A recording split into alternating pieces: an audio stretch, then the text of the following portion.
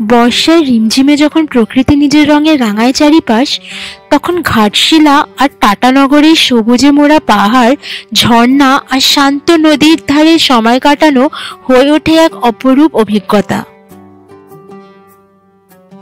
কলকাতার একদম কাছেই থাকা এই দুই গন্তব্য স্বল্প সময়ে মানসিক প্রশান্তির খোঁজে বেড়ানো মানুষদের জন্য একদম আদর্শ। এই ব্লগে আমরা আপনাদের নিয়ে চলেছি 2 রাত 3 দিনে ঘাটশিলা টাটানগর সফরে। দেখাবো কিভাবে পৌঁছাবেন, কোথায় ঘুরবেন আর মনোমুগ্ধকর প্রকৃতির মাঝে কিভাবে কাটাবেন আপনার ছুটির মুহূর্তগুলো। সুন্দর সব লোকেশনের ঝলক আর দরকারি ট্রাভেল টিপস সব একসাথেই পেয়ে যাবেন এই ভিডিওতে। তাহলে চলুন শুরু করা যাক মনসুনের এক দুর্দান্ত যাত্রা। Hello everyone, welcome to our channel wonder with Debritu. আমাদের এই 2 রাত 3 দিনের ভ্রমণ শুরু হবে ঘাটশিলা থেকে। প্রথমেই জেনে নেওয়া যাক আপনারা ঘাটশিলা পৌঁছাবেন কি করে। হাওড়া থেকে ঘাটশিলার রেল দূরত্ব প্রায় 215 কিলোমিটার। হাওড়া থেকে বেশ অনেকগুলো ট্রেনই ঘাটশিলা অবধি যায়, যেরকম কি Ispat express, steel express, Janshatabdi express, Kurla express, Nilachal express. তা আমরা গেছিলাম জনশতাব্দী এক্সপ্রেসে। ঘাটশিলা স্টেশন থেকে বাইরে বেরোলে আপনারা দেখতে পারবেন অটো স্ট্যান্ড আছে ওখানে, আর তাছাড়া রেট চার্ট দেওয়া আছে কোন কোন সাইটসিং স্পটসে কত কেমন কি টাকা, মানে একটা পুরো রেট চার্ট দেওয়া আছে। ওটা আপনারা একবার দেখে নিতে পারেন আপনারা কোথায় কোথায় ঘুরতে চান, পুরো ঘুরতে চান কিনা। আমরা যেরকম পুরো সব কিছু ঘুরিনি, কারণ কি আমাদের হাতে টাইম বেশি ছিল না, তো আমরা নিজেদের মতন সাইটসিং স্পটস নিজেরাই ঠিক করে নিয়েছিলাম। নিয়ে অটো দাদাকে বলেছিলাম, তো ওই হিসাবে উনি একটা রেট বলেছিলেন, আমরা বার্গেনিং করে নিয়েছিলাম। নেক্সট ইম্পর্টেন্ট কোয়েশ্চেন হচ্ছে আপনারা ঘাটশিলা গিয়ে থাকবেন কোথায়। এবার ঘাটশিলাতে আমরা ছিলাম রাতমোহনা ইন রিসোর্টে, তো আপনারা এইখানেও থাকতে পারেন বা আপনারা অন্য অনেক হোটেল আছে, অনেক রিসোর্ট আছে ঘাটশিলায়, বিভিন্ন বাজেটের আছে, তো আপনারা যে কোনো জায়গাতেই থাকতে পারেন। ডেসক্রিপশন বক্সে আমি কিছু কিছু হোটেল রিসোর্টের নাম আর ডিটেলস দিয়ে দেবো। তো আমাদের রুমটা আপনাদের একবার চট করে দেখিয়ে দিই। এই ছিল আমাদের রুম, আর আমাদের ঘাটশিলা নিয়ে একটা পুরো ডিটেলড ব্লগ আছে, আপনারা চাইলে ওটাও একবার দেখে নিতে পারেন, লিঙ্ক দিয়ে রাখবো। যাই হোক, আমরা ঘাটশিলা পৌঁছে একদম টাইম ওয়েস্ট করিনি, তাড়াতাড়ি হোটেলে গিয়ে ফ্রেশ হয়ে বেরিয়ে গেছিলাম সাইটসিং করতে। তো আমরা প্রথমেই চলে এসেছিলাম বুরুডি লেকে। বুরুডি লেক ঘাটশিলা মহকুমার একটি জনপ্রিয় প্রাকৃতিক আকর্ষণ। বুরুডি ড্যামের জলধারণের ফলে এই লেক তার অপার প্রাকৃতিক সৌন্দর্য ও শান্ত পরিবেশের জন্য খ্যাত, যা স্থানীয় মানুষ ও পর্যটকদের কাছে সমানভাবে প্রিয়। এখানে প্যাডেল বোট বা রোয়িং বোট ভাড়া নিয়ে লেকের সৌন্দর্য উপভোগ করা যায়। এছাড়াও পরিযায়ী পাখির আগমনের সময় এটি পাখি প্রেমীদের জন্য এক আদর্শ স্থান হয়ে ওঠে। পাখি পর্যবেক্ষণের জন্য এই লেক বিশেষভাবে জনপ্রিয়। ঘাটশিলা রেলওয়ে স্টেশন থেকে মাত্র 9 কিলোমিটার দূরে অবস্থিত বুরুডি লেক প্রকৃতিপ্রেমী ও ভ্রমণ পিপাসুদের জন্য এক নির্জন স্বর্গ।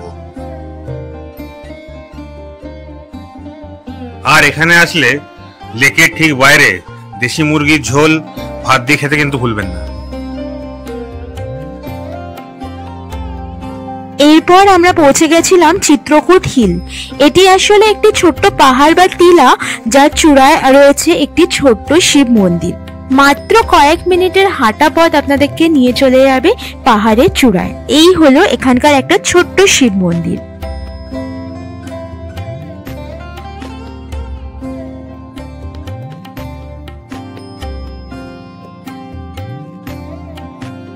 আর এখান থেকে আপনারা ঘাটশিলা শহরের একটা চোখে পড়ার মতন সুন্দর ভিউ পাবেন। ঘাটশিলা আসলে এই জায়গাটা কিন্তু একদম ভুলবেন না, বয়স্ক হলেও এখানে আসা খুব একটা মুশকিল হবে না। এখন আমরা এসে পৌঁছালাম থার্ড ডেস্টিনেশন, রাজবাড়ি রিভার সাইড। এটা সুবর্ণরেখা নদী দেখা। এই রাজবাড়ি রিভার সাইড থেকে আপনারা সুবর্ণরেখা নদীর একটা খুব সুন্দর ভিউ পাবেন। রাজবাড়িতে যদিও এখনো আপনারা আর ঢুকতে পারবেন না। আর এইটা রাজবাড়িটা, এটা মনে এখন বিক্রি হয়ে গেছে, এখন ঢুকতে আর দেয় না, তাই তো আমাদের অটো দাদা বললেন।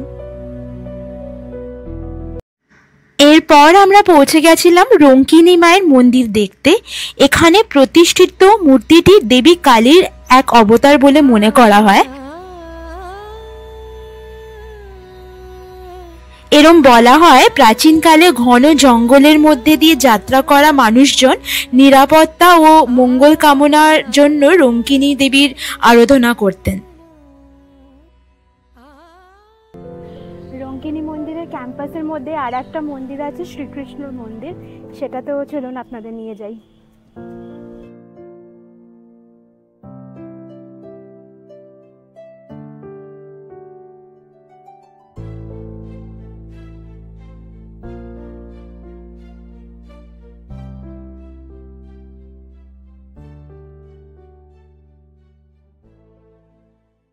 এখন এসে পৌঁছালাম আমরা গৌরীকুঞ্জ। গৌরীকুঞ্জ হল বিখ্যাত সাহিত্যিক বিভূতিভূষণ বন্দ্যোপাধ্যায়ের বাসস্থান। এটা ঘাটশিলার একটা অন্যতম আকর্ষণ। বিভূতিভূষণ বন্দ্যোপাধ্যায় এই বাড়িটি তার প্রথম স্ত্রীর নামে নামকরণ করেছিলেন, যিনি বিয়ের মাত্র 1 বছরের মধ্যে কলেরাতে মারা যান।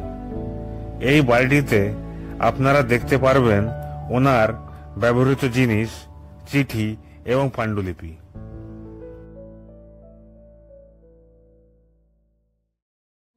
আমাদের ঘোরার শেষ গন্তব্য ছিল রাতমোহনা, সুবর্ণরেখা নদীর তীরে অবস্থিত এক অপূর্ব স্থান, যা অবশ্যই ঘুরে দেখার মতো।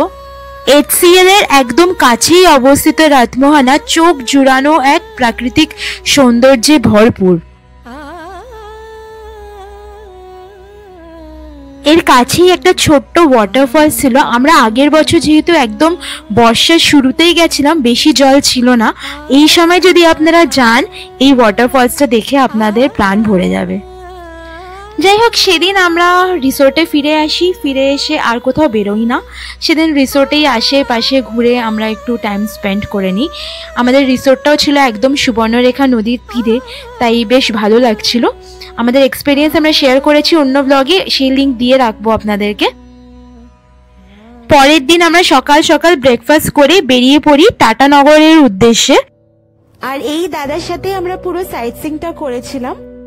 এনার পুরো ডিটেলস দিয়ে দেবো, আপনারা কন্ট্যাক্ট করে নিতে পারেন। ইনি কিন্তু খুব ভালো লোক।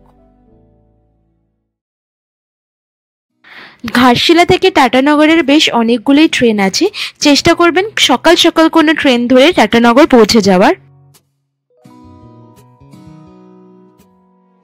টাটানগরে থাকার জন্য আপনারা প্রচুর হোটেল অপশনস পেয়ে যাবেন। বিভিন্ন বাজেটের হোটেল আছে, তো আপনারা নিজেদের বাজেট হিসেবে যে কোনো হোটেলে থাকতে পারেন। তাও আমি কিছু হোটেলসের নাম আর কন্ট্যাক্ট ডিটেলস দিয়ে রাখবো। আমরা ছিলাম জামশেদপুরে হোটেল ট্র্যাক্স ইন্টারন্যাশনালে। আমাদের এই হোটেলটা খুব ভালো লেগেছিল। এটা কাসিডি এরিয়া, সাকচি এরিয়ায়। তো এই হচ্ছিল আমাদের রুম। আর আমাদের এই নিয়ে ডিটেল ব্লগ একটা অলরেডি আছে, সেটার লিঙ্কও আমরা দিয়ে দেবো। আমরা হোটেল থেকে ফ্রেশ হয়ে প্রথমেই চলে এসেছিলাম জুবিলি পার্ক, জামশেদপুরের একটা খুব ফেমাস পার্ক। আমরা সাইট সিইং এর জন্য গাড়ি ঠিক করে নিয়েছিলাম, সেই ডিটেলস আপনাদেরকে আমি পরে দিয়ে দিচ্ছি। জুবিলি পার্ক টাটানগরের প্রাণকেন্দ্রে অবস্থিত একটি বিস্তৃত উদ্যান, যার আয়তন প্রায় 225 একর। এই পার্কের মধ্যে রয়েছে একটি মনোরম লেক, অ্যামিউজমেন্ট পার্ক, বিনোদন কেন্দ্র, ঝর্ণা, চিড়িয়াখানা সহ আরো নানা আকর্ষণ।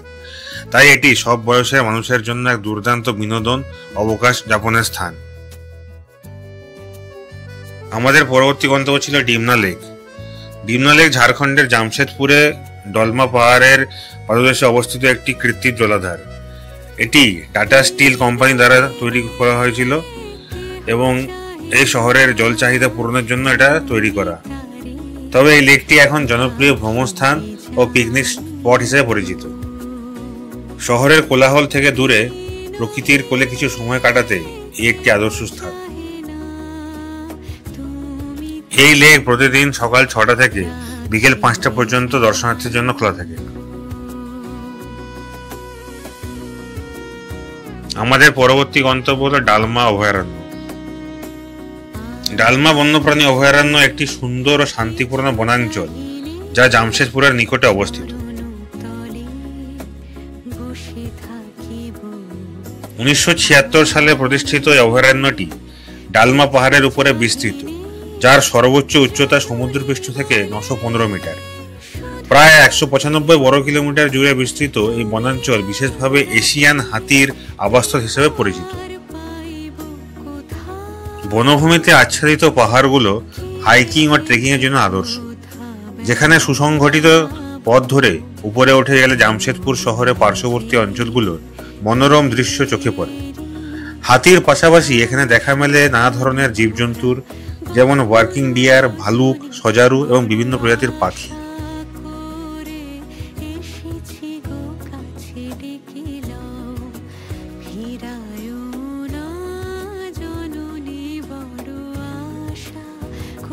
তবে আমাদের ভাগ্য এতটা সহায় ছিল না, আমরা কেবল কয়েকটি বাঁদরই দেখতে পেয়েছি।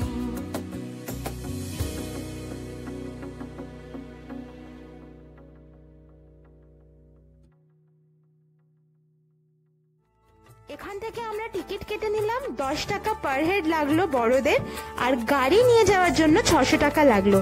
তাছাড়া আপনারা যদি চান এখানে জিপ সাফারি করতে তাহলে 2800 টাকা লাগবে। 10 জন যদি থাকেন তাহলে 280 রুপিস পার হেড। পাহাড়ের শীর্ষে একটি শিব মন্দির ও হনুমান মন্দির রয়েছে, যা দর্শনার্থীদের কাছে বিশেষ আকর্ষণ। পৌঁছে গেছি আমরা এখন ডালমা ওয়াইল্ড লাইফ স্যাংচুয়ারি, একদম উপরে, একদম পাহাড়ের উপরে একটা শিব মন্দির আছে ওখানে। এখান থেকে জাস্ট ভিউটা একবার দেখুন, কি অসাধারণ ভিউ। আর এইদিকে একটা মন্দির আছে, এই যে এটা হলো মন্দিরটা। আর এখান দিয়ে আপনারা যেতে পারবেন শিব মন্দির, যেখানে শিবলিঙ্গ রাখা আছে ওখানটায়।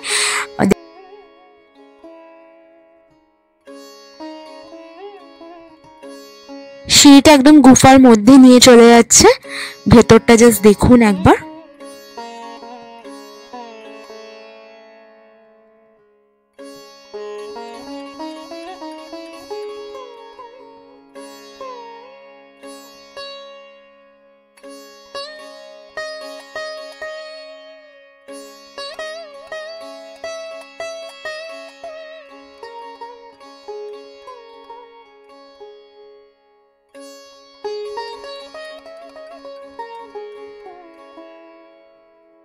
আর এই হলো শিবলিঙ্গ।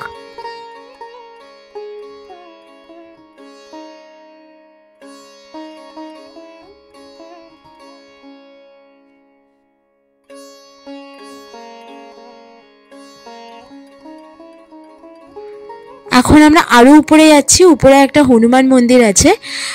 বেশ অনেকগুলো সিঁড়ি, আমি জানি না আমি উঠতেও পারবো কিনা, আমার আর এনার্জি নেই, তবে ওঠার একটু ইচ্ছেও আছে। অনেক সিঁড়ি, কিন্তু বয়স্ক লোকেদের জন্য বা পায়ে প্রবলেম থাকলে একদমই রেকমেন্ডেড না এটা। আর এই হলো হনুমান মন্দির।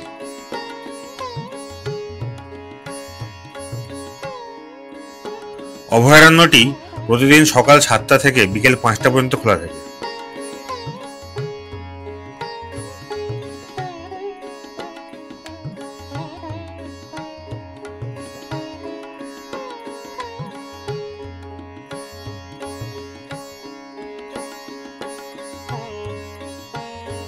আমাদের শেষ গন্তব্য ছিল চান্ডিল ড্যাম। জামশেদপুর থেকে প্রায় 22 কিলোমিটার উত্তরে সুবর্ণরেখা নদীর উপর নির্মিত এই বহুমুখী প্রকল্পটি জলক্রীড়া ও অ্যাডভেঞ্চারের জন্য আকর্ষণীয় স্থান। পেছনে সুউচ্চ ডালমা পাহাড়ের মনোমুগ্ধকর দৃশ্য এই জায়গার সৌন্দর্য আরো বাড়িয়ে তোলে। শীতকালে নৌকা ভ্রমণ এখানকার সবচেয়ে জনপ্রিয় আকর্ষণগুলোর মধ্যে একটি।